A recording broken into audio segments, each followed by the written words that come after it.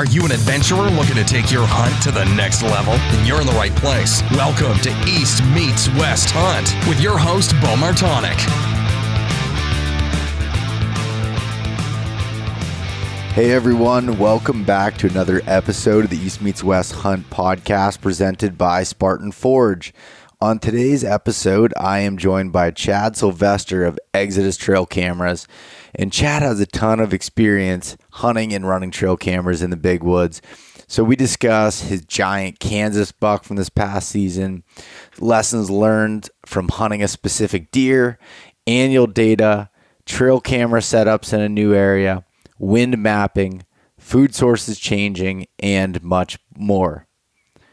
On this week's Mountain Buck Monday story of the week, it comes from Will Coggin out of Virginia. So this story is a longer one than normal, but I wanted to read through it. It's an awesome story here. You can find the photo of this deer over on the East Meets West Hunt Instagram page and East Meets West Outdoors on Facebook. So Will said, "This is my second year hunting the Blue Ridge Mountains. I wanted to hunt an area near doe bedding, overlooking a food source and potential staging areas, which is also near water. I hunted out of my saddle, playing the wind as best as I could, sitting to the southeast of the doe bedding and food source with a westerly predicted wind. I got in my tree around 14:30 and immediately noticed that the winds were swirling and appeared to be taking my scent towards the food source / expected doe bedding. I contemplated getting down and moving, but decided to stick it out and trust that the thermals would switch as the sun set and begin to pull my scent behind me and down towards the creek.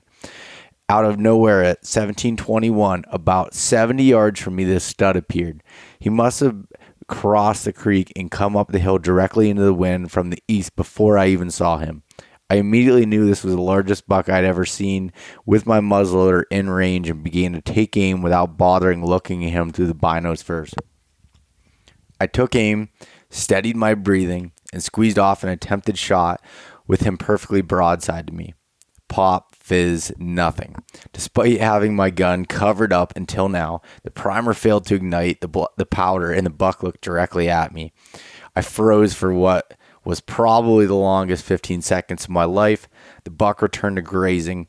I quickly replaced the primer and took aim again after ranging the buck once again. He was 74 yards from me and now quartering away. I took a deep breath, exhaled half of it, and squeezed the trigger. This time the round departed the weapon. I stayed on my scope, and as the smoke cleared, I could see the buck running due north. He took an awkward step, and his tail was down. I was confident in my shot, but I didn't hear him crash, so I decided to stay out for the next hour. And despite having followed my pre-shot process and feeling good about the shot, the demons of doubt began to creep into my thoughts. Around 40 minutes later, I got an alert saying that moderate rain was about to start until sunset, so I decided to climb down and see if I could pick up a blood trail before dark. Having ranged the deer, I knew exactly where to look, but spent 10 minutes in the area where the buck last stood without finding a drop of blood. I worked my way around the area, circling wider and wider with no avail. I made a last-ditch effort to go about 10 yards further, and then 30 yards away I could see him sprawled out on the hill. I was absolutely elated, and still am. I immediately FaceTimed my dad and shared the experience with him, then thanked him for getting me into the sport. His response, "Well, I'm not sure I gave you much of a choice." Such an awesome story, and definitely a roller coaster of emotions there from Will. So thanks for sending that in. Send in your mountain buck stories and a photo or two. I'd love to share them. Send them in to beau@eastmeetswesthunt.com. So I announced last week that I'd be launching the registration for the Mountain Buck Scouting Camp today. And so I just launched that here this evening at 6 p.m. I sent out the email. I was hoping to get it done earlier, but didn't get everything done before work after getting back late from Harrisburg last night. And I couldn't believe it. All of the spots for the event sold out in under 2.5 minutes. So again, I can't believe that that happened. I'm super thankful for that, and I apologize if you weren't able to get a spot.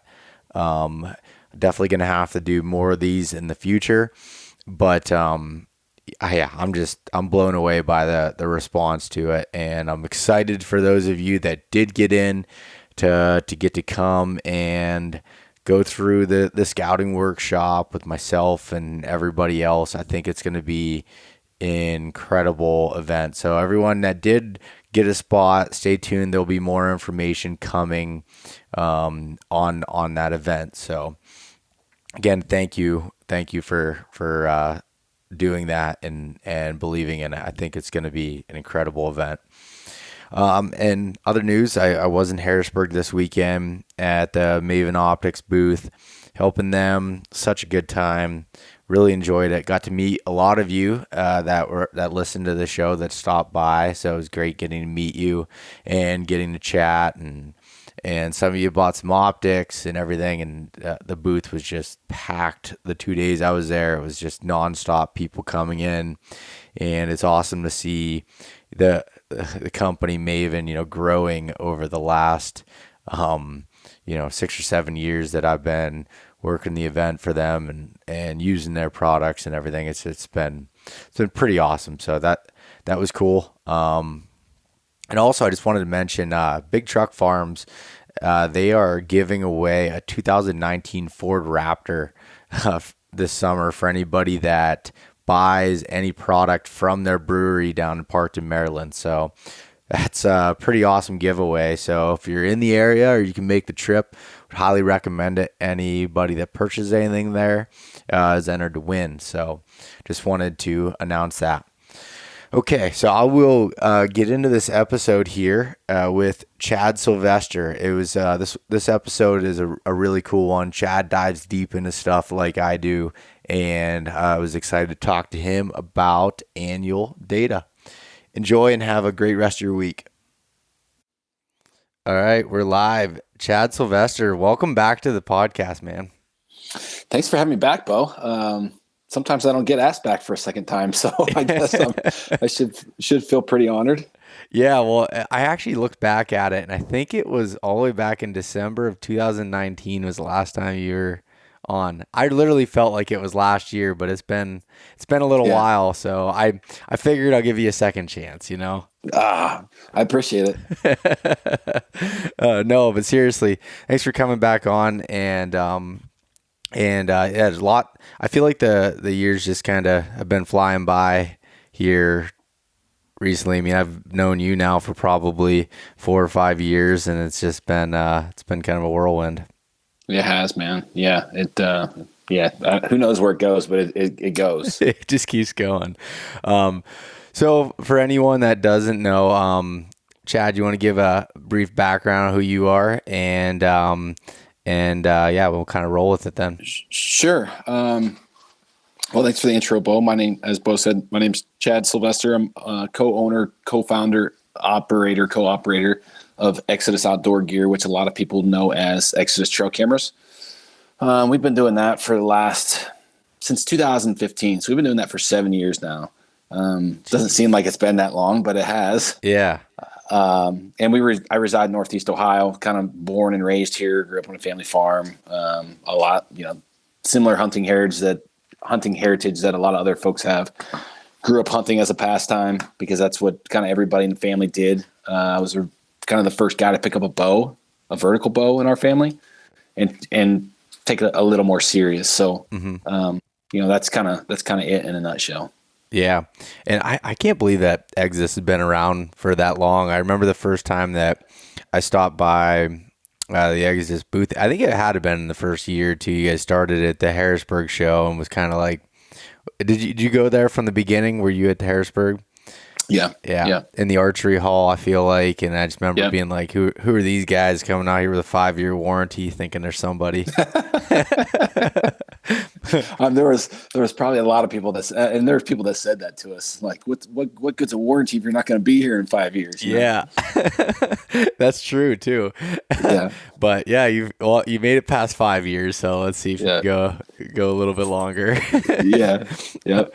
So what's been going on with Exodus? What has changed and everything? And I mean, I know across the board, like any product manufacturers have had some struggles in the last couple of years and everything. So how's the state of the union, with Exodus?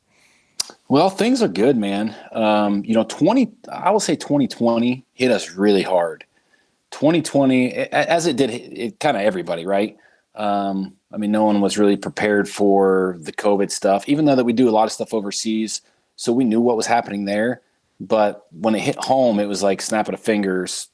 There goes your supply chain. There goes logistics. Things are a mess. You have no inventory to sell, which when you're a product company and you don't have any inventory to sell, like you kind of up the creek a little bit there. But truthfully, it was a good learning experience for us as young business operators to go through somewhat of a hard time and know like where we can pull back the reins, what we need to do to like kind of course correct and make it through those hard times. In 2015, we launched, things were, I don't want to say they were easy because they surely weren't, being a new company, new business owner, but 2017, 2018, 2019, those years were pretty good. The economy was good. Everything was, there was no hardship.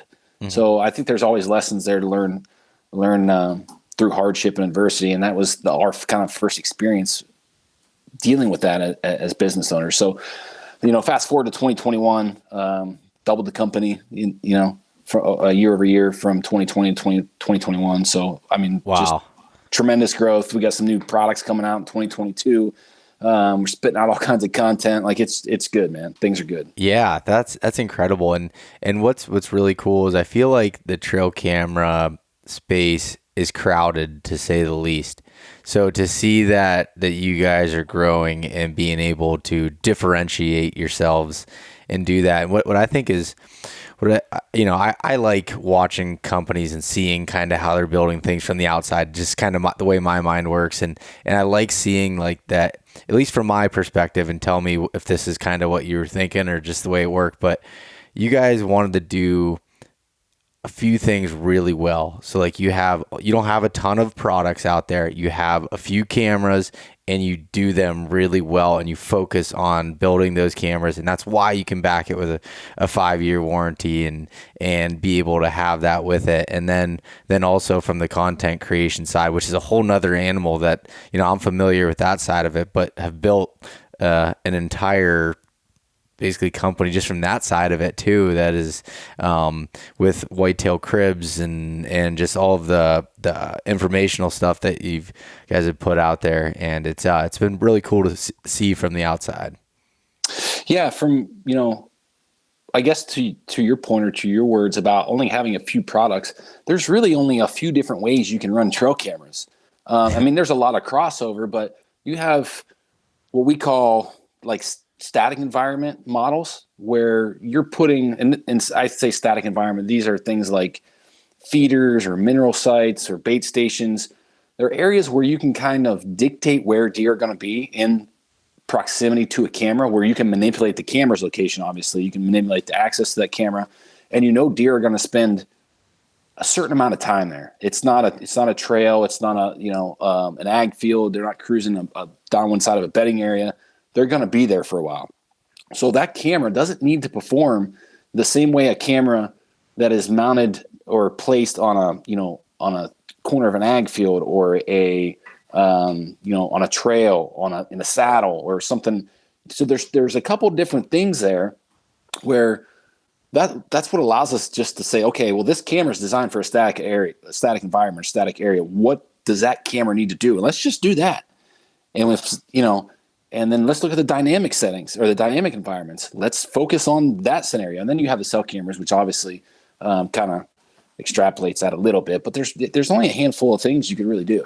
Yeah, No, I can understand that, and I think like with you guys focusing on building the cameras that are focused on being able to catch that movement and the trigger speed and having all that stuff. And I'm not talking very technical from my own self here, but to be able to do that, then you can take the static part of it, and when you're looking at a feeder, and that's the easy part, right? After you're able to capture the other things, with it. And since I've been watching some of your videos on your YouTube channel and everything, and being able to learn about cameras and how to operate them efficiently, like that's been, it's not like super sexy information. Like it's not, you're not going to make it like someone's going to want to click on it unless they really want to like make their shit operate better.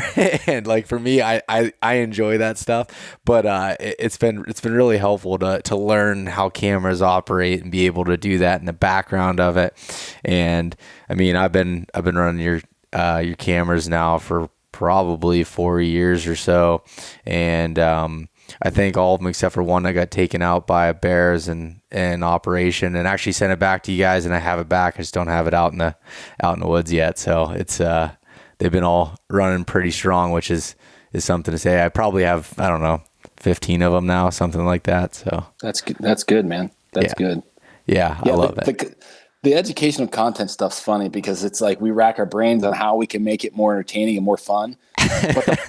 But the bottom line is everybody we have in the office, we're a bunch of boring asses. Like no one, we have no sense of humor. We're kind of straight laced, like not nerds, but we're not nerdy tech guys, but we just don't have a sense of humor to bring any entertainment value to the education. So that's all you get, Beau. Well, no, I didn't mean it by that. I just meant the topics themselves are not. They're dry.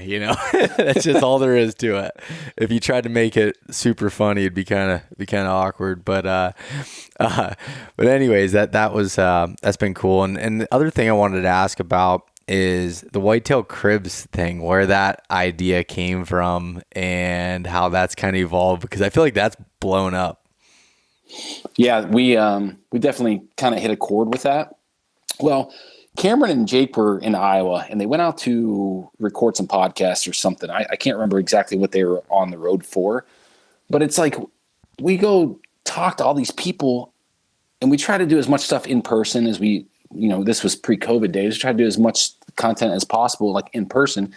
And the first thing people want to show you are their deer, and they want to tell you the stories, and they want to like relive those memories. And we were like, why are we even here talking about all the strategy stuff? Like there's a whole other segment of content just talking about these folks' deer. Like, let's just turn the camera on right when we walk through the door and see what happens. So that's kind of where it stemmed from. And then as we kind of spitballed that in the office, it was like, well, why don't we just like, I personally am really interested in learning how other people live, like successful, like the 1%ers, like the 1%ers of deer hunters, the 1%ers of businessmen. I want to know like what their daily habits are, if they do something different, like the little quirks. That stuff interests me. So when you start talking to these highly successful deer hunters, like I want to know how they live. I want to know like how they arrange their closets. I want to know like how meticulous they are with their tools in their shop. I want to know if like all the Busch Light cans are turned a certain direction in their fridge, So we just started filming the whole thing as like a spinoff of MTV Cribs, like the old the show that was on in the early 2000s with the celebrities and stuff. Yeah. So that's kind of where it stemmed from. Yeah, it's been super cool to watch that and see all the different places you've been to and hear the stories, because that's the best part, is hearing those stories and hearing people relive those memories and those moments. And I just thought that was a super cool idea that you guys had come up with there. That's for sure. Yeah, are you going to continue to do that this year? We are, but we've kind of dialed it back. So we just started doing that in 2020, or no, maybe it was the later part of 2019, like December 2019, I think is when we aired the first couple episodes. And since then we've done over 100 episodes in, I'm going to say 26 months. Yeah. Which is like insane. And we're going all over the place to do these things. We spend a lot of man hours, a lot of resources on it. So we've the audience has told us like through analytics that we're probably putting too much content out, and some of it's not being given justice. So we're going to dial that back to 13 or 14, 15 episodes a year, and just start airing them around Q3 through Q4, kind of through that cyclical peak of content consumption. Yeah. That makes sense. I couldn't imagine just the travel schedules and going around and to meet up with everybody and lining up all those schedules. Cause I know you try to hit like certain, if you're going to Pennsylvania, you're going to try to hit 3, 4, 5 people in that area if possible to batch that stuff together. Exactly. One thing I wanted to say when you're talking about learning about like the 1%ers, outside of the whitetail space, there's a book that you may or may not have read already, but it's Tools of Titans. Have you read it? Tim Ferriss. You need to read that. It's literally a bunch of, I haven't finished it yet. I've had it for a while, and I just read a little bit at a time because they make them in bite-sized sections, and it's basically just going through. I mean, each person, like very super high level type people, like Arnold Schwarzenegger and all these other people in different categories. And, from when they wake up, little things they do and it's really interesting because I like that kind of stuff too, and learning from it. And it's pretty cool to see that. So I figured you'd appreciate that. Yeah, I just jotted that down on my notebook. As soon as we get wrapped up, I'll probably order it. There you go. But anyway, so what you got to do a little bit of hunting this fall, and I have to say that your Kansas buck was one of the most impressive deer I've seen in a long time. Thank you, man. Yeah, I appreciate that. It was probably long overdue the last couple of years. So it was kind of like it felt good to get a big one on the ground and get off my back after a dry spell for a while. But things just came together. I don't want to say it was luck, because it certainly wasn't luck. I mean, we were there in the spring scouting. Didn't know about that specific deer, but the sign said there was a big deer there. We actually didn't run cameras on that piece because there was so much human pressure. But at the end of the day, it was, that's the first buck I've ever killed on the ground with my bow. And to kill a deer like that at 5 yards on the ground, like the whole encounter being 5 or 6 minutes within 13 yards, it was just absolutely insane. So talk about that encounter and how you saw him, or how that all played out, because this is epic. Okay. Well, as I mentioned, we were there in the spring. We actually went to turkey hunt with the guys at the office, but in my mind, like, I knew I was going to draw the tag, so I was there to hang cameras and scout. So we covered just about every weehaw or public piece in that unit in Kansas. And the last piece that we walked on the way before we headed back east was a little piece that was way out of the way. It was an hour from any other walk-in, kind of isolated, but it was really the only cover in a really large agricultural area. I mean, probably like 12, 13, 14 square miles, like big area, and there's no timber. And this piece was about 250 acres, had a creek running through it. Your typical Kansas kind of creek bottom stuff that you see, a lot of plum brush, cottonwoods, and everything else on that parcel was CRP. So there's a lot of edge. I mean, if you were to walk the edge of that creek on both sides with the finger, the timber fingers there's probably 1.5 miles, 2 miles of edge there. But anyways, we scouted that in the spring. There was so much human sign there that I kept that spot in my back pocket and didn't think I wanted to mess with it. So I didn't hang any cameras. And in my mind, like, when we're going on a trip like that far away from home, like, the last thing I want to do is deal with pressure. Like, let me get away from people and I'll figure everything else out, is kind of my mentality. But we had a hot day. I think it was the second day that we were there, which would have been like November 9th or something. It was a hot day. So we did some driving, trying to glass deer from the road. And I wanted to drive that piece to see, if there's any the truck parked there, if I could see any sign of any human traffic or whatever. I mean, you're driving dirt roads and people are pulling off in the grass. It's pretty easy to see tire marks and stuff. So we drove past it that afternoon. There was no signs of anybody being in there. And we glassed around a little bit to see if we could see any stands or anything set up on the edges. Couldn't see anything. So the next morning or the next day, We had planned to go glass in the area in the morning. And if nothing panned out, I told myself, like, I'll come back in here and scout my way in the afternoon and set up in the evening. So on my way in, I kind of gave up the back third of the property with the wind. The wind was coming out of the northwest, and I could only access that place from the north. So I kind of made a big loop, gave up the back third of the property, and scouted my way in down the downwind edge of one of those fingers. And again, like, I had pins on Onyx for my spring scouting, so all the areas I had interest in were upwind of me. So I got in, I was taking a clean access in my mind. I guess I was taking a clean access route. So as I was getting in there, I bumped a couple does, and they ran to this inside corner. And so I'm just like, okay, it's November 10th. Like, I'm going to see where they're going. I want to know where the deer are traveling. They'll probably take me to some kind of interesting point. So I get to this inside corner, and I look ahead, kind of where the CRP dumps into the timber, and it kind of opens up a little bit there. I saw a buck with his nose to the ground. Not a big deer, but like 115, 120 inch deer. And I only caught just a short glimpse of him. So I immediately jumped back into that inside corner, and there was a little cedar thicket there. So I got up against a cedar tree with a cedar thickets to my back, and I got some antlers, my rattling antlers out, and just started making ground noise, knocked an arrow, started making ground noise, trying to draw that deer out into CRP to see if there was, get a better look at him. 20 minutes went by, never got a visual on that deer. And I was like, okay, those does just ran through there. I'm sure one of them are hot. I'm not going to pull him off. He's probably just trailing that doe. So as I turned around to pack my stuff up, I was thinking in my head, like, I got to get into a tree. I just saw a buck with his nose to the ground. 2 does just ran through there. It's windy. I can't hear anything. In Kansas, the wind's blowing like crazy. So I have no visual advantage. I have no audible advantage. Like, I got to get up so I can see something. So as I turned around, facing that cedar thicket, I caught a rub, and it was a good rub. So I walked over to investigate. Shavings were on top of the leaves. So, had been fresh after the leaves fell, not more than a week old.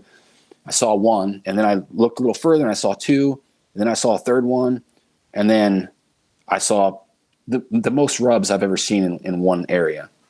There was probably 12, 13, 14, 15 rubs in an area probably 5 yards by 10 yards, something like that. And right dab smack in the middle is a dirt worn bed. Now, the rubs are thigh size, waist to chest high.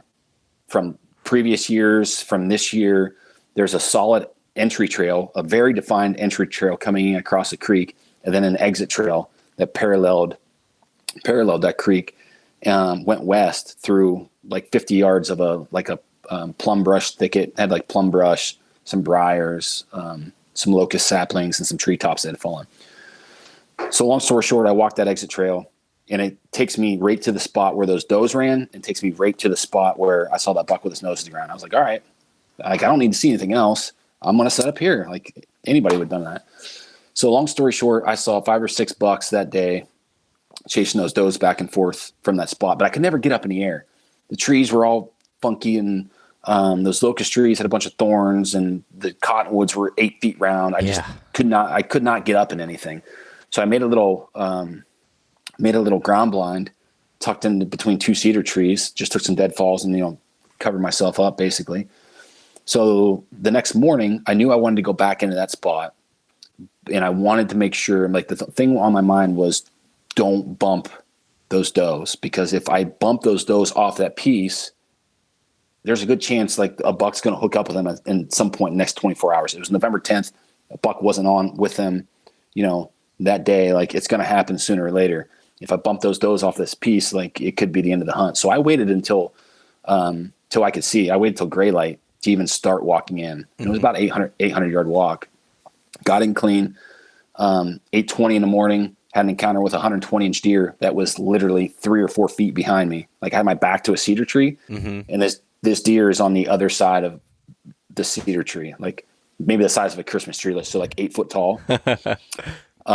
Behind him was a 150.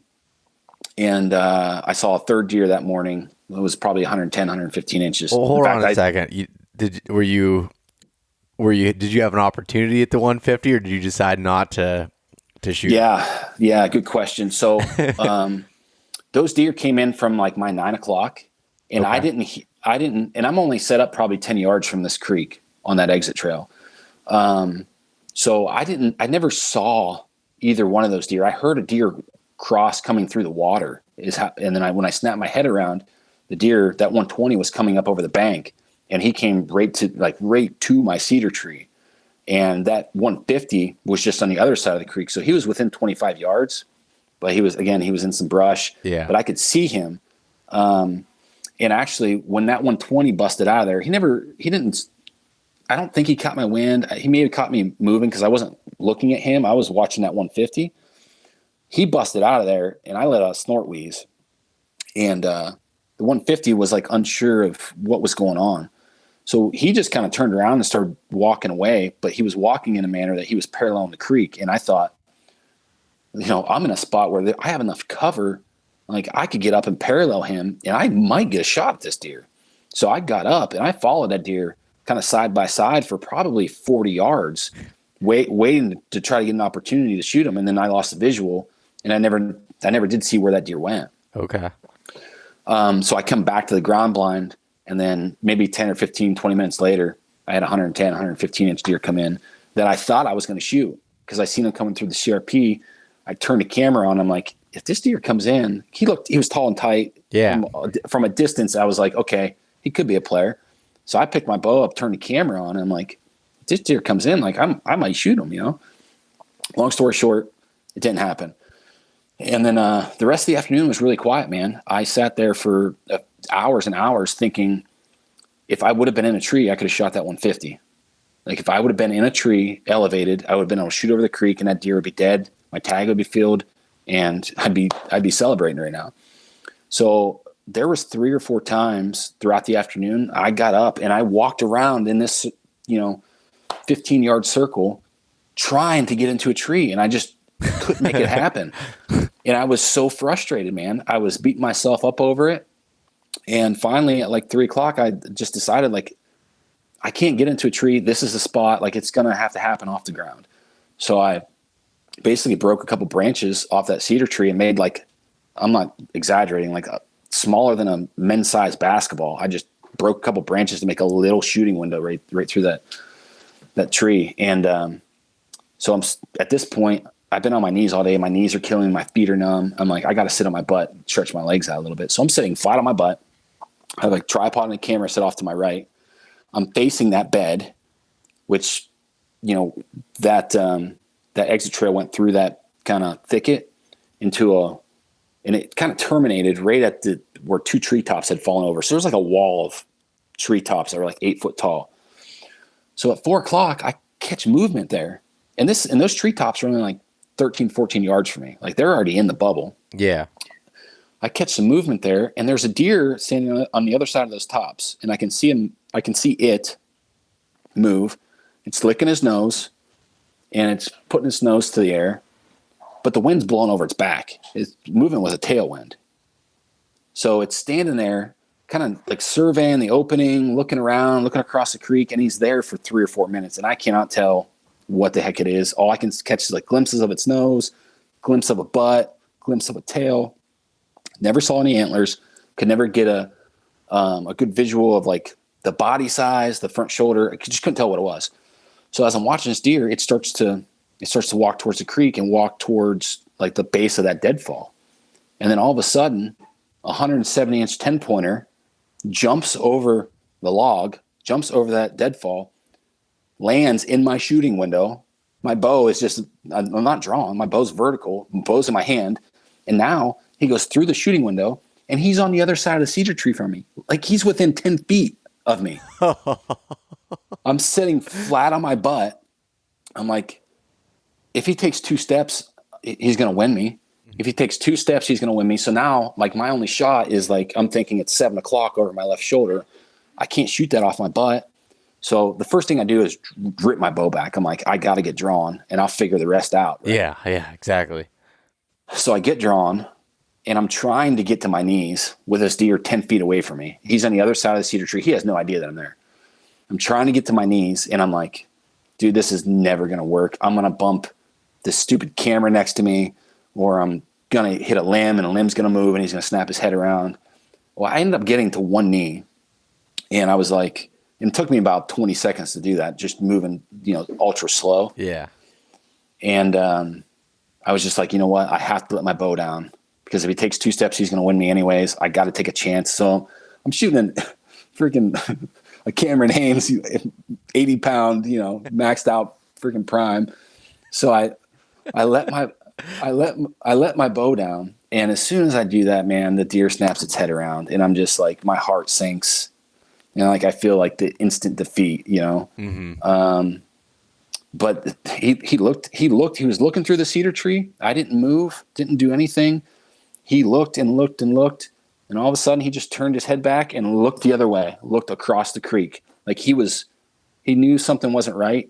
And he was trying to figure out, do I need to go over the creek? Do I need to keep going the way I'm going? Or do I need to turn around and go back towards my bed? Well, when he looked the other way, I drew my bow again. And that deer turned around and took 2 steps right through that shooting window. And I shot him quartering away at 5 yards. I mean, and he went, he never even made it back to his bed. I was set up 70 yards from his bed, and he went 50 yards and died. Oh man, that's absolutely incredible. To have an encounter with a deer that size on the ground, and I've come to love hunting on the ground. Like, I don't know, this year I spent a lot of time doing it, and it's super difficult. Mm-hmm. Like, one thing, 2, it's just the interaction that you have at ground level is just absolutely insane. It is, man. I mean, I was fired up when that 120 was behind the tree. Yeah. Being that close and seeing their body language, and they just look different when you're at eye level. Mm-hmm. There's no other way to put it. Yeah, that's insane. And so how many days were you there in Kansas? I think we were there in total 12 days, but I killed on the 4th day.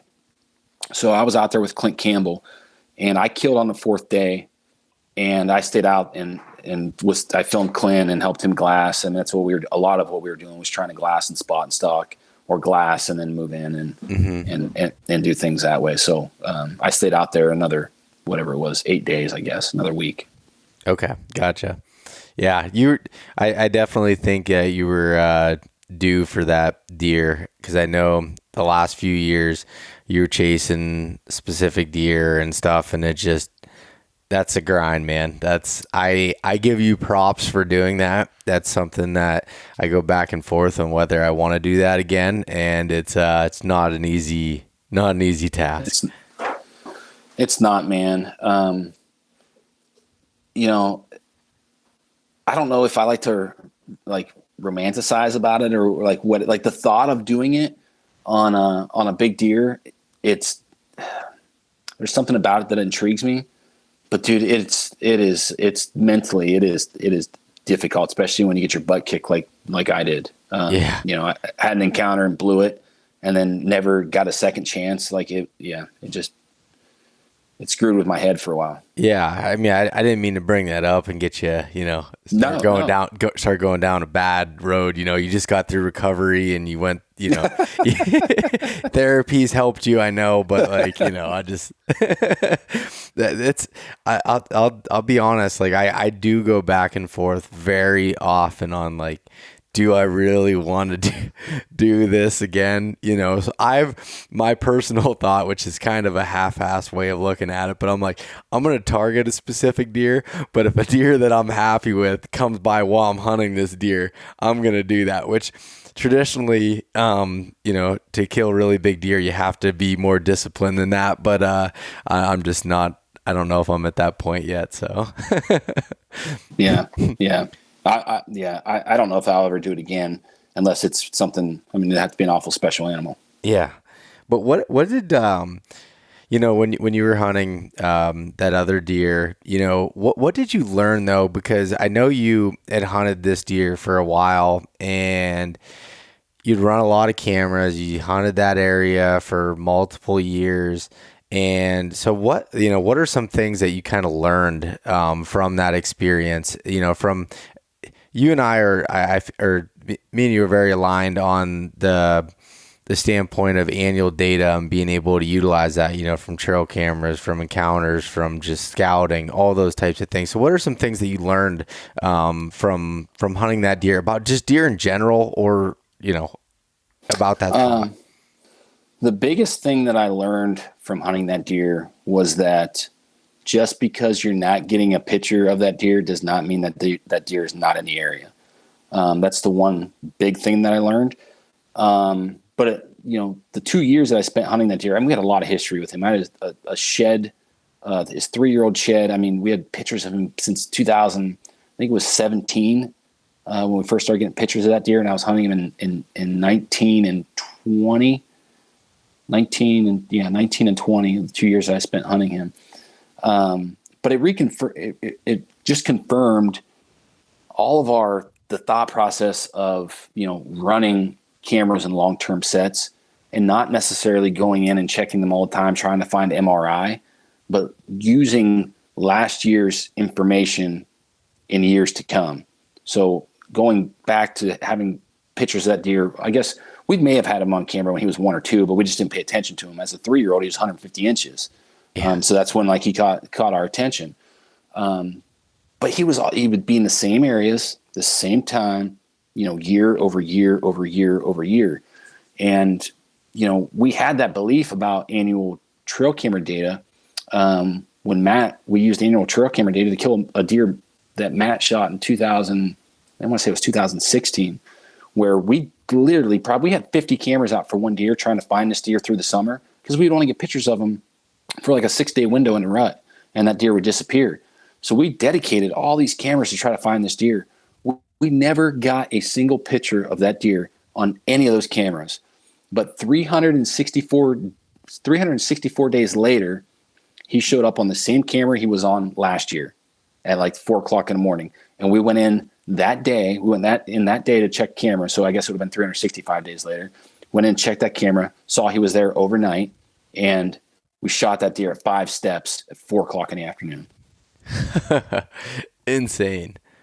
Yeah. So, I mean, the lessons that I learned from that specific deer is, you could do all the things right in your mind and still not have success. That's one thing that I learned. And sometimes it just doesn't work out.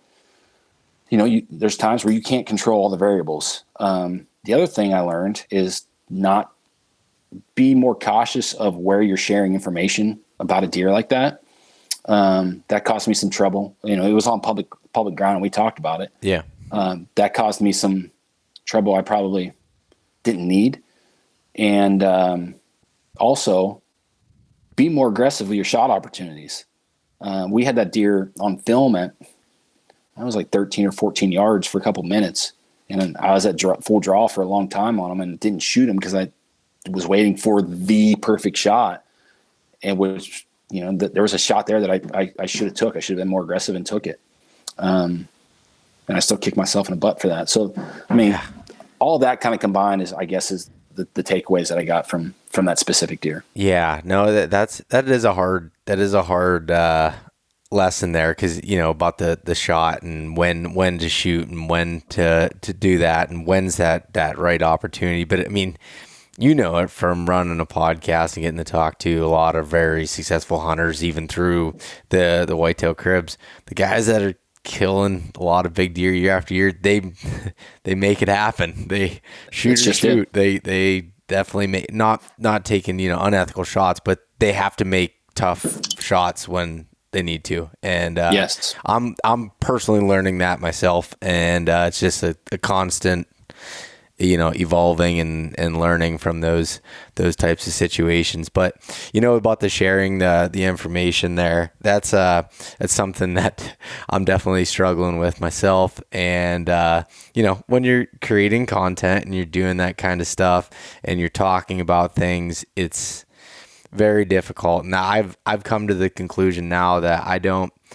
share any information, or I don't share any information on a buck that I'm hunting or any photos of a deer that I'm hunting until I know he's confirmed dead by myself or somebody else at this point. And, it'd make probably better content if I shared all of it in the process as it's going, but it's not worth it. I had it this past year where someone was waiting at the gate by my truck for me. That's happened to be a follower on Instagram, and then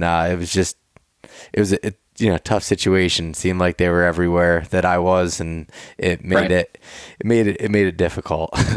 Yeah. And it's hard enough to kill them when when you don't have that stuff. Yeah. That's the thing. Yeah. And, and when you're talking about like, all right, this deer, or even other deer, what you learn from running cameras and, year after year in some of these spots and letting them sit is, that they were coming back and doing similar things. So you were talking about certain dates. Was there anything like weather patterns or anything else that like year after year, or maybe certain weeks or something that you saw that was similar there? Yeah, there was some stuff. That deer would not summer in that area, but he would come back around August 18th every year, and he would only be there for a day. It was like he was coming through that area for a very short window to check out what was going on. I don't know if he was looking at food sources or checking to see if the habitat had changed at all. It was like he was making like a cruising trip just to see what his normal fall, what he would call, I guess, fall range, what his fall range looked like. And I thought that was really interesting. That's the first time that I had picked up on that. Mm-hmm. And I really, really never put that together 2 and 2. I mean, we saw the trail camera data say that, but then I heard Mark Jury talk about that same concept about specific dates on when to check your cameras. And he will not check his cameras. Like the last card pull that he does over the summer is that later portion of August, but never before like August 20th, because he sees the same thing. He sees a lot of deer that don't necessarily summer on his piece, make that 1 day or 2 day excursion looking at their fall range or around those dates, or they come in and just and live there for the rest of the fall. So that was one thing that we picked up on that deer for sure. Interesting. I'm gonna have to go back and look at some of my data with that, because I log a lot of my trail camera data and look at that, but traditionally it's during hunting season. I haven't looked back, but like there's a deer that I'm currently hunting that I can't find him during the summer. No matter what I do, I feel like I've got cameras everywhere. I can't find him during the summer, but he does show up sometime in the late summer, towards the end of velvet. I don't know exactly what the dates are. I'm going to have to go back and look, but he shows back up and then he disappears again. And then he comes back in like late September, disappears again. And then I don't see him until about the rut. And it's, he's been difficult to figure out from that standpoint. Yeah. I mean, outside of that, it's everything everyone else talks about. It's the, daylight activity that around that first cold front in later portion of October, the later half of October, we always see good activity around that time. The signing phase of the pre-rut when scrapes start to heat up, like that third week of October, gets hot. We've seen relative consistency, we've seen deer use scrapes in the daytime, both in the morning and night, around precipitation events, which, that's stuff other guys talk about too. Yep. So there's nothing really groundbreaking per se with, what we're doing there. It's just capturing that data. And I say long-term sets, outside of the rut, we don't really have any intentions of going in and checking those cameras all the time.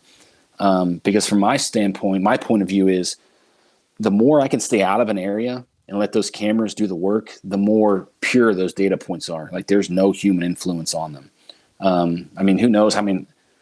It's hard to say, but if you get in a pattern of going and checking your cameras every 2 weeks, how many days does it take for that area to recover from that intrusion? Are you losing 2 days of data? Are you losing 3 days of data?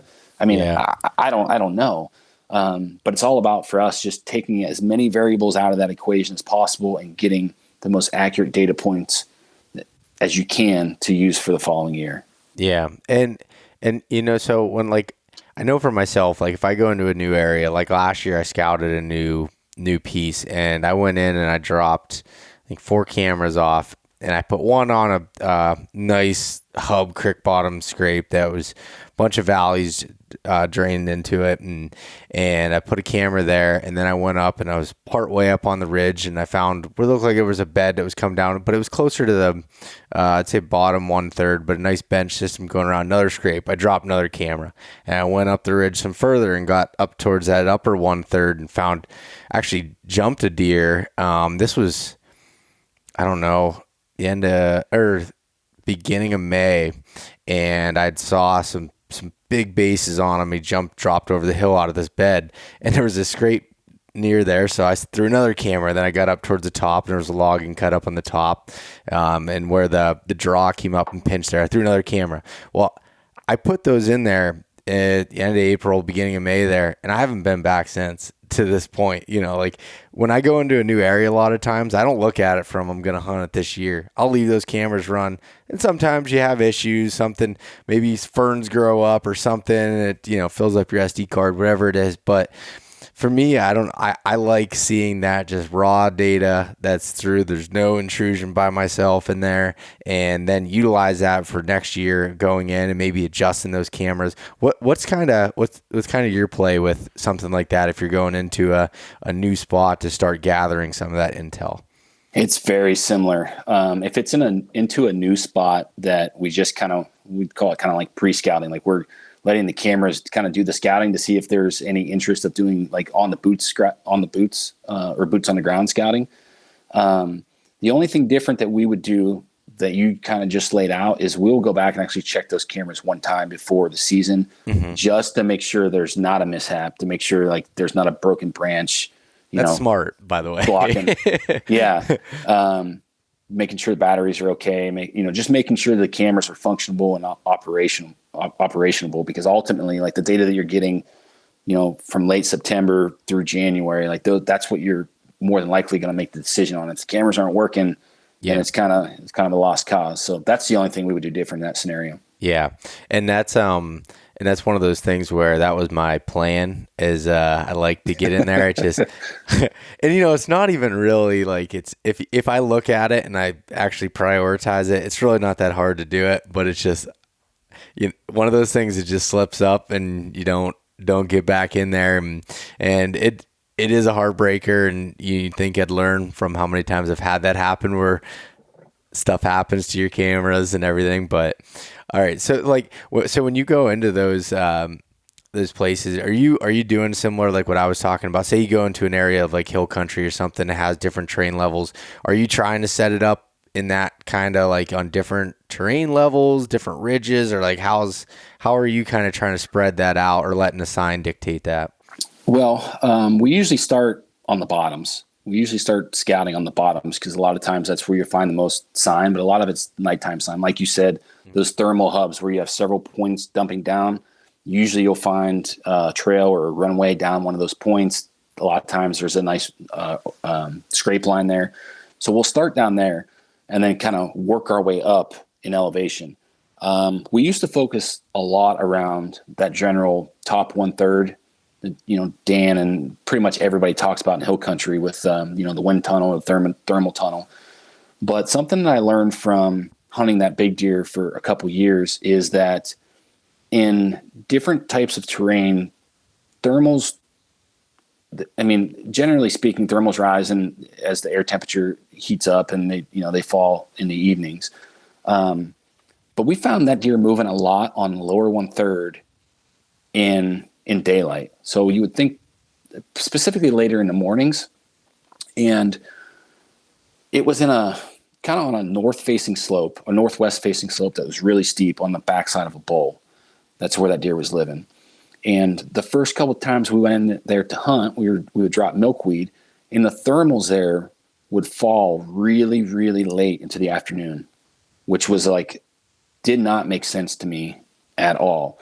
But then the more I thought about it, I'm sitting there in the stand, and I'm sitting on this northwest-facing slope that's really steep, and there's a bench below me on the bottom 1/3. So I'm on the bottom 1/3 of like a 500-foot elevation change, and thermals are falling at 10 o'clock in the morning. I'm like, how does this make sense? And I'm sitting in the shade. I'm sitting in dark timber. I mean, it's late October. The sun is so far in the southern sky. The sun is not hitting that hillside, but it's hitting everything on the other side of the point, and it's also hitting everything across this very steep bottom. So a lot of stuff that I hunt is it's very steep, like up and down. You're kind of familiar with that area. Yep. So, the ridge across the bottom from me is facing east, has all the sun, and these thermals are getting sucked down. From the stand, it looks like they're going down, but they're really getting sucked out across that bottom. And when they hit that bottom, they hit warm air, and then they shoot up.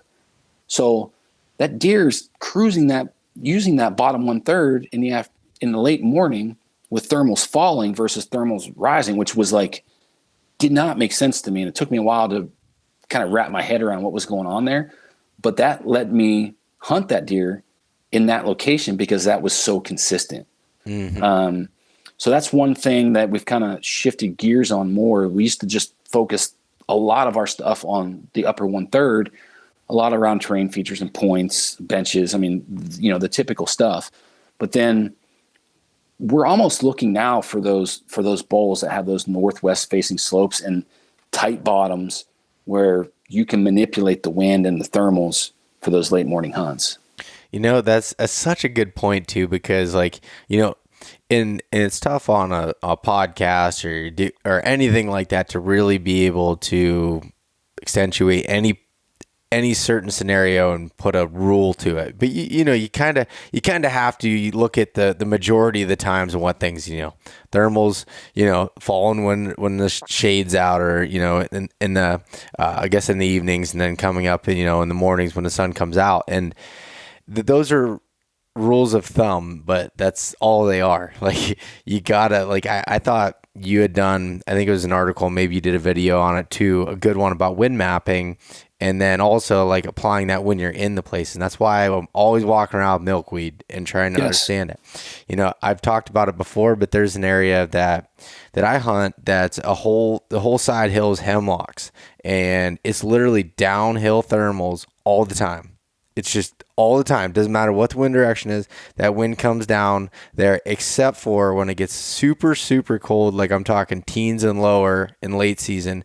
Those hemlocks create almost like warmth that you don't really feel it as a person underneath it, but enough that it creates an uphill thermal that later in the season.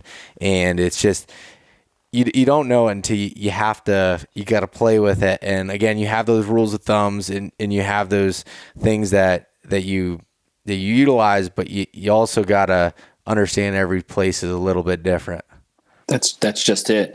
To your point, it's about having those experiences and looking at things kind of from outside the box and trying to critically think about what the heck's going on. And when you can learn those situations or concepts or strategies, whatever you want to, experiences, whatever you want to call them, you could put those in the back of your, put them in your playbook, and then know, when you hit that scenario again, well, this worked over here. Let me try that first before I, rack my brain about what's going on. Yeah, definitely. And the fact that you can use that, like you were talking about looking for those northwest facing slopes and those tight bowls and everything, that's something that when you find one of those situations, now you can look at that when you're looking at a map and you're e-scouting and you're doing this, you find things that look like that in other places, and you can reasonably assume that you might have a similar situation, and then as you start building up that intel and that data, and then you're able to start pulling that, and you probably wouldn't have known that without your trail cameras of telling you that buck was moving in there in daylight, or even got curious enough to check it out. Nope. Yeah, we would have not been there had not been a trail camera telling us there was a buck there moving in daylight. Yeah, I don't know. It's one of those things that I'm interested. I don't know if I've asked you this before, but do you have a way of logging that information? Do you write it down in a journal? Do you put it in your phone? What do you do, or is it just all in that head of yours? No. I wish I had a better system. For a while, we used Deer Lab. That buck that I was talking about in 2016, that one that we've really first got onto with annual trail camera data, that was, we used Deer Lab for that deer. We've gotten away from that because it takes so much work. And then I tried the spreadsheet thing, but I wasn't disciplined enough to really spend the time to go through that. So now basically what I do is I'll keep specific folders for specific deer. And I kind of have all the cameras. I label all my cameras, so they all have a number. All my Onyx, every trail camera pin is associated with a number, so I know exactly where those cameras are. And then I just write the camera basically in a notepad or my planner. It's kind of scattered all over the place. I do have notes, but they're not always organized in one centralized spot. I'll write down the camera number, the photo, the file number of the photo or of the video, and then I have that saved on my phone and my computer, and then write down all the weather information that I possibly can, using usually Weather Underground. Just go back and look at what was going on that day in that area. Yeah, no, that helps. And it is hard, like with the spreadsheet thing. So like the only thing that I do now, because I was doing it for a lot of deer and I couldn't keep up with it, just the time standpoint with it. So now it's like come down to a couple deer and then I'll really log all that information in there. And one of the cool things that I've been doing recently is so within the Spartan Forge app, I'm able to use the journaling feature there, and you can put down the date, and it pulls up the historical weather and everything that's associated with it, and has that right there with the pin, and I'm able to go through all those notes within the app, so I can do that. It does the work kind of for me.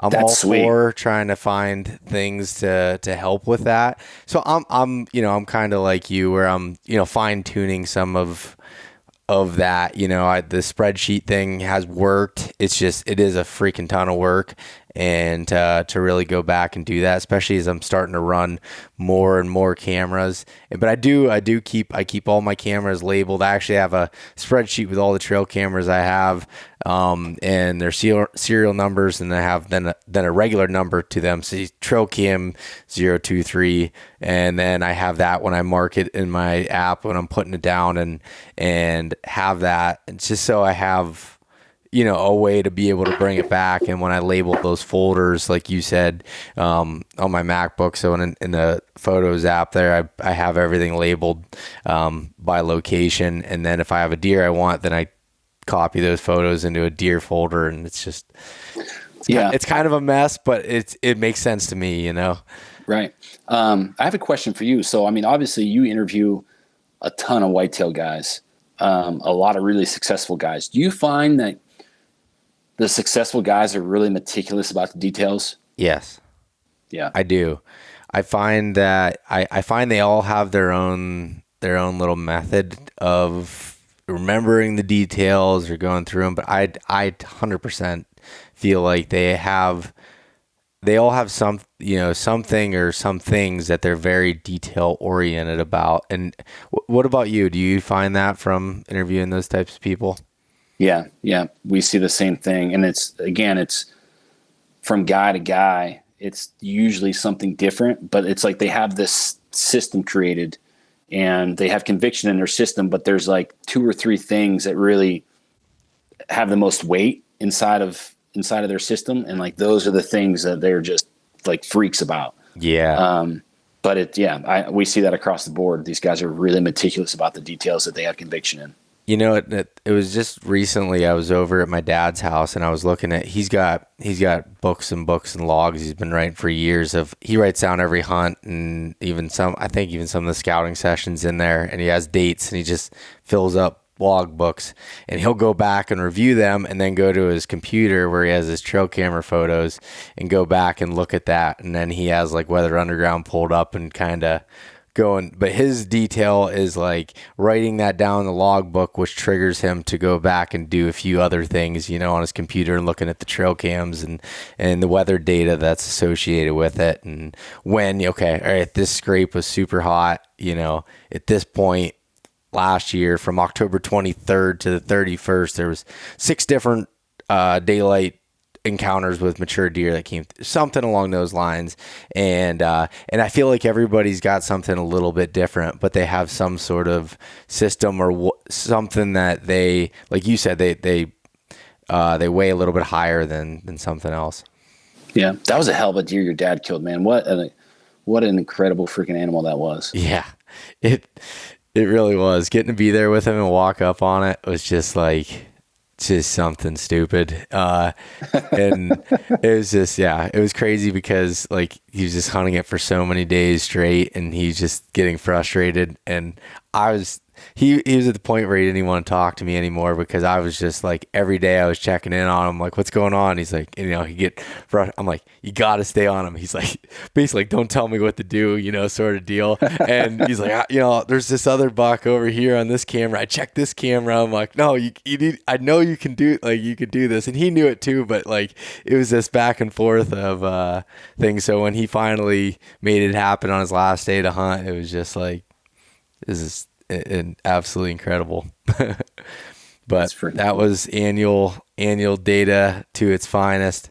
That was 6 years of knowing where that deer wasn't to figure out where he was this year. And I told you he had contacted me. He's like, hey, when I think you guys had the renders, might have been out of stock or something for a little bit, and you got the notification that they came back in stock, and you ordered one, and it came in, and he got it set up and put it out like within a day or so, and then that's when he first relocated that buck after the summer shift, and that was like October 21st or 23rd or something, and what ended up putting him on, moving on to that deer. So that's incredible. Yeah, it was. That's a really good point, though. I mean, if you're on a specific deer and your cameras, if he's not there, like that's reason to go look other places, throw cameras out in other places, and figure like so. Just because you're not getting pictures of them, doesn't always mean that the deer is not there. Mm-hmm. But at the same point in time, like that's also telling you something. That's another piece of the puzzle. Per se. Yeah. It definitely doesn't mean that he's not there, but like once you start having a lot of data and stuff, like you gotta again use the odds and be like, okay, well maybe he's coming from somewhere else. I need to move along and use that, I guess. And yeah, it ended up being with that deer that he was living in a very, very small core area. I mean, throughout the entire rut, he never left that area. He just was always in these couple clear cuts and just bouncing back and forth. And that's just, every deer has a little bit different personality, but it takes learning that to be able to understand it. 100%. Do you have any situations where you do check cameras pretty often? Like, so explain that a little bit. I know I saw a video, I think Dan Infault put it out where you guys were scouting in Big Woods area and you were going in and checking a bunch of cameras and doing that. So explain a little bit about when you do think checking cameras often is important. Anytime we have cameras on, I'm going to say like less intrusive areas where we know that it's, not in close proximity to bedding. Basically, if we have cameras anywhere where we don't think we're going to hunt a deer, and we're on a very short time window, like if you're on a trip for 7 days or something like out of state, you can still use cameras. They're still a powerful tool. In that scenario, we will go in and check cameras, like if we're on a time crunch. The other scenario would be during the rut. I mean, I think that we all realize how much more we can get away with during the rut. We will check. I mean, if we're close to a camera, we don't necessarily go out of our way to check a camera during the rut, specifically in the big woods, because they're so kind of scattered, right? Yeah. I mean, you just can't go and check 5 cameras, 6 cameras in a day. You might have to walk 10 miles to do it. So from a time efficiency standpoint, it doesn't always make sense. But if we're close to a camera during the rut, we'll check it as many times as we're in there. And we don't feel like, at least we don't feel like we're screwing things up during the rut. Yeah. Yeah. I can agree with that too. I feel like during the rut time frame, as I'm bouncing around and I'm scouting from the ground, my bow or still hunting or whatever, I might look at that scouting and kind of use the cameras and move back and forth and hit those as I'm going along and trying to get some real time data with that. Exactly. A lot of times even looking for does, just trying to find where the does are hanging out. One of the things we did in Wisconsin this year, so we went on a short Wisconsin trip and hunted on a military base, is we used the roads, like the vehicle roads. Anytime we saw a crossing or runway or anything that was within 100 yards of the road where we saw deer sign, we would put a camera there because we could literally drive those roads in the afternoon, hop out, check. And if there was a picture of a deer, maybe he was on a food source or an oak flat, or maybe he just crossed the road at 11 o'clock at night, we could know the direction that he came from. So then that gives us a starting point on those short trips. That's Johnny Stewart does that a ton too. I don't know if you ever talked to him about it, but he loves doing that, where he'll drive down roads and look for where they're crossing, and he'll put cameras up right next to it. And a lot of times, a lot of these roads will even have like grasses along them, and they might be feeding on it at night or whatever. And just to get that information on where they could be at, that's just a really good, because a lot of times when you do run cameras way back in or whatever, you can't get to them very often. It's just not efficient. Right. Yeah. And there was one other question I wanted to ask you about. Is there any? What about food? Okay, so this is what I was going to say. How much does food sources play a role in screwing with your annual data? I guess a lot, a lot. So that's one thing that kind of there's some contingencies there with annual data, right? Yeah. Like the habitat has to be. It can't be a big change in habitat. There can't be a big change in food sources. There can't be a big change of human activity. So for the most part, like those variables need to be relatively consistent year to year for that stuff to really hold accurate. And when the food changes, I mean, it throws everything out of whack. So, if you're trying to focus on an acorn crop, whether it be white oaks or red oaks or whatever the case is, like if that area is not producing that year, the data is probably not going to line up. So those are the questions you need to be asking yourself.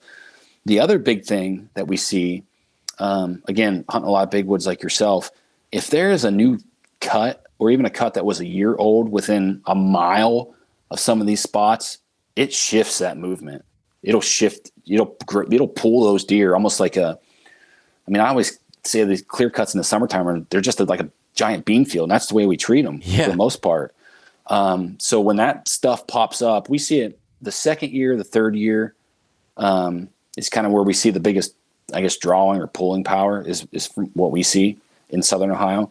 So if there's a cut in, a 2 mile radius, like we need to be running cameras and have that on our mind. Like the deer are more than likely, again, if they're in a cut that's 4 years old or 3 years old, and we have cameras there and we've had, 2 years of photos of them or 2 years of annual data, it might not be as drastic. But it's something that we've had 100% noticed in a lot of the older cuts. As those cuts get older, I think that they lose a little bit of their value. And when those younger cuts pop up in relatively close proximity, like those deer 100% will move.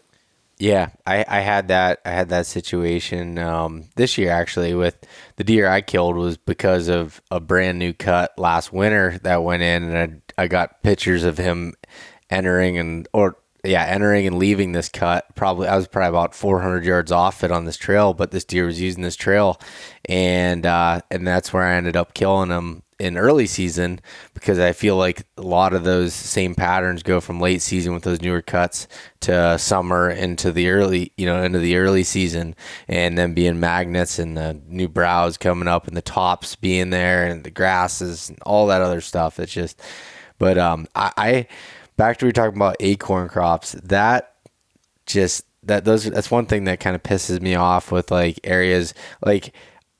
I go back and forth. There's a lot of areas I hunt that have no oaks at all, and that makes it super difficult outside the rut, but it makes it more consistent when there's not those mass crops and it's mostly browse. That is, I can find the same scrapes and the same things year after year after year, I would almost bet decades old of some of these scrapes being hit like the same thing, where in areas that are just giant oak ridges and stuff those deer can shift miles, or in some places that I'll have that are 1,400 elevation gain from top to bottom, they might, if there's no oaks or no acorns on the top that year, and it's dropping beech nuts down in that lower third, they're down there. It's just that sign that you found, that data you had, is just void that year, and it's just something you have to pay attention to.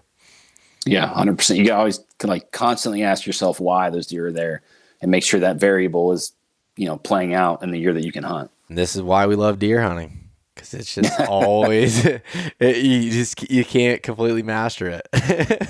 That's it, man. Unless you're Andy May, and then you just do what you want. Yeah, he's a beast. Yeah, he is.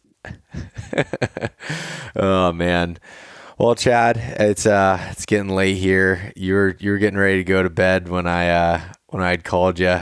You forgot about the podcast, and I texted you like, dude, good thing you texted me because I was just getting ready to jump into bed. Yep. If you would have been 2 minutes later, I would have been sleeping. That's hilarious. But anyways, man, thank you for coming on. I really do appreciate you jumping back on again and making the time to do that. No, it's busy with show season. So yeah, thank you. Absolutely, man. Anytime. I always love chatting with you, Beau. You're a good dude, great hunter. Have an awesome thing going with East Meets West. So anytime I'm able to come on, man, I'm always game. Awesome. So where can people find everything with Exodus and what you guys got going on now, and anything else you want to share on that front?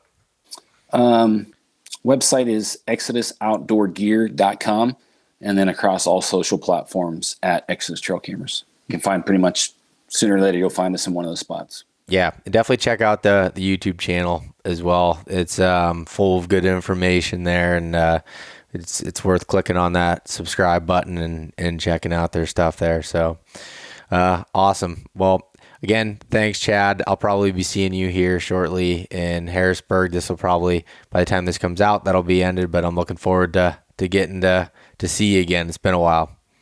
Yeah, it'd be good. All right, we'll see you. Thanks so much for listening to this episode of East Meets West Hunt with your host, Beau Martonik. For more great content and to stay up to date, visit eastmeetswesthunt.com, Facebook at East Meets West Outdoors, and Instagram at East Meets West Hunt. If you enjoyed today's episode, please review and subscribe, and we'll catch you next time.